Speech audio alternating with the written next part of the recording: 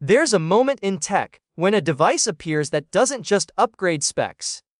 It quietly rewrites expectations. And the whispers around Vivo's upcoming powerhouse suggest exactly that. A phone testing hardware so extreme it almost feels like the company built it just to see how far they could push the limits.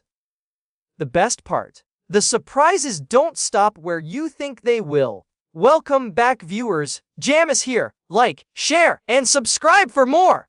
So here's the fun part. The Vivo X300 Ultra is shaping up to be the kind of phone that makes even long-time reviewers pause. Two separate 200-megapixel cameras on the back isn't just a flex.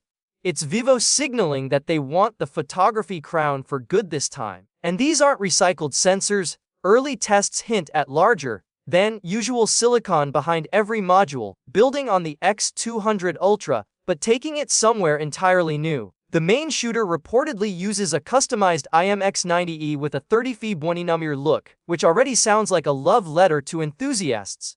Then there's the periscope, another 200-megapixel monster, supposedly tuned for clarity at zoom levels where other phones start producing watercolor paintings.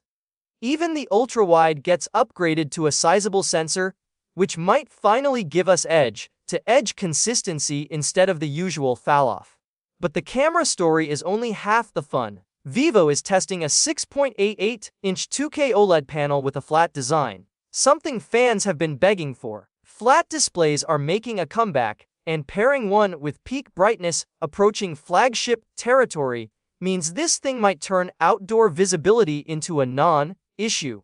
Under the hood, Qualcomm's upcoming Snapdragon 8 Elite Gen 5 on a 3nm process is powering the whole show. And if the rumored 16GB RAM with a full terabyte of storage is real, we're looking at a device built for people who don't want to delete anything. Apps, videos, redod photos? Bring it all.